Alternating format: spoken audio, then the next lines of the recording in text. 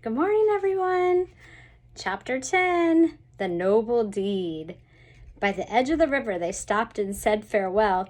This took a long time because all those thousands of monkeys wanted to shake John Dolittle by the hand. When they were going on alone, Polynesia said, "We must walk softly and talk low as we go through the land of the Jolliginki. If the king hears us, he will send his soldiers to catch us again. I am sure he is still very angry over the trick I played on him." "What am I wondering," said the doctor, "is where we are going to get another boat to go home in." "Oh, well, perhaps we'll find one lying about on the beach that nobody is using." Here's the little pig. One day, while they were passing through a very thick part of the forest, Chee-Chee went ahead of them to look for coconuts. And while he was away, the doctor and the animals got lost in the deep woods. They wandered around and around, but could not find their way down to the seashore. Chee-Chee, when he could not see them through anywhere, was terribly upset. He climbed high trees and looked out from the top branches to try and see the doctor's high hat. He waved and shouted. He called to all the animals by name, but it was no use. They seemed to have disappeared. Indeed, they had lost their way very badly. They had strayed a long way off the path.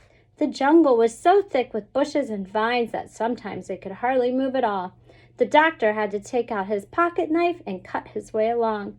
They stumbled into wet, boggy places.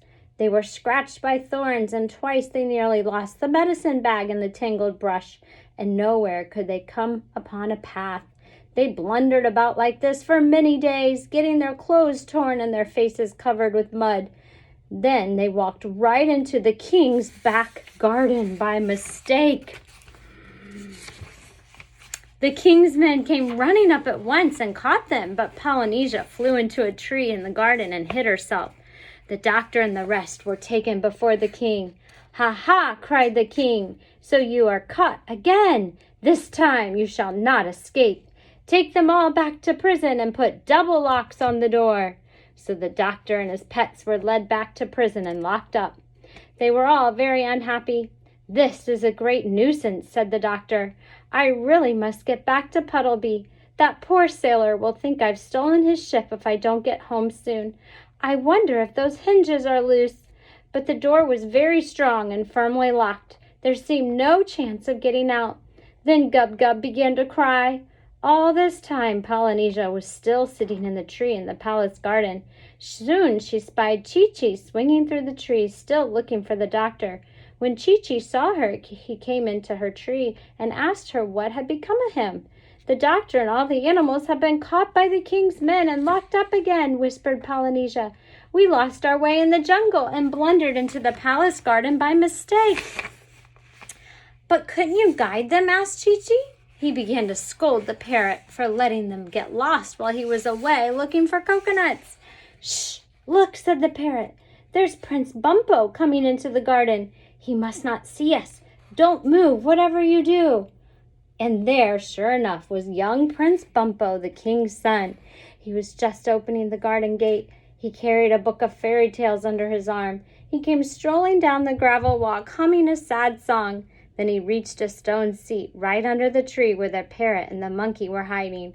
He lay down on the seat and began reading the stories to himself. Chee-Chee and Polynesia watched him, keeping very quiet and still. After a while, the king's son laid the book down and sighed a weary sigh. "If I could only have adventures, or fight dragons, or rescue people, I want to be like the heroes I read about in my books," he said. He had a dreamy look in his eyes. Then the parrot began to talk in a high voice like a girl. "Bumpo, there is a great wizard nearby who needs a hero to rescue him." The king's son sat up and looked all around. "What is this I hear?" he cried. "I think it is from the sweet music of a fairy's voice from the garden." "Brave prince," said Polynesia, keeping very still so Bumpo couldn't see her. "Your words are true, for it is I, Tripsanika, the queen of the fairies.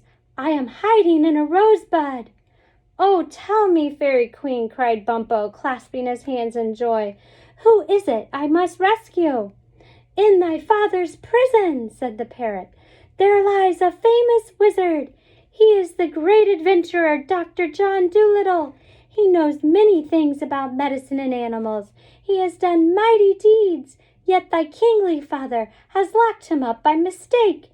He is in need of a ship to carry him back to his homeland. Go to him, brave Bumpo. When the sun has set, go in secret and release him from prison.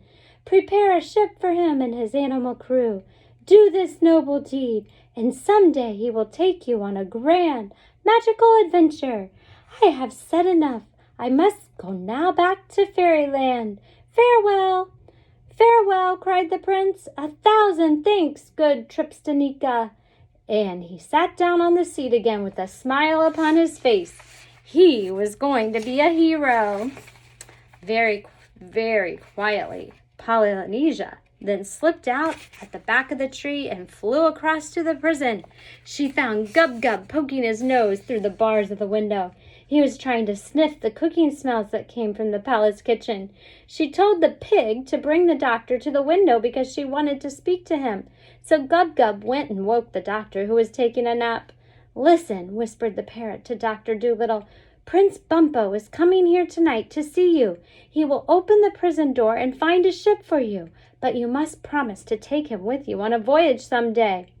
Well, I don't know. I suppose, said the doctor. That night, Prince Bumpo came secretly to the doctor in prison and said to him, Great wizard, I am an unhappy prince. I have traveled the world, but I have never had an adventure like those in my storybooks.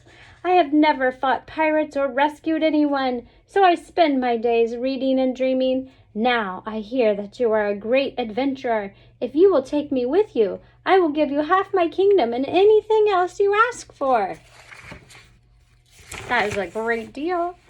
Prince Bumpo, said the doctor kindly, if you left your mother and father now, they would miss you terribly, and I don't want half your kingdom. I only want a ship. I have already prepared our ship, whispered Prince Bumpo. It awaits on the beach, stocked with food. It will take us all across the sea. My dear young man, said the doctor slowly, you have done brave and noble work, but I cannot take you with me. Come to England when you are older, then we will see about an adventure. Promise you will look me up in England. Promise by the crown of Jalinski. So the prince bowed to the great doctor and promised. Then Bumpo took a bunch of copper keys from his pocket and undid the great double locks. The doctor with all his animals ran as fast as they could down to the seashore, and Bumpo leaned against the wall of the empty dungeon, smiling a happy, noble smile. And the next chapter, chapter 11, is called The Swallows Saved the Day.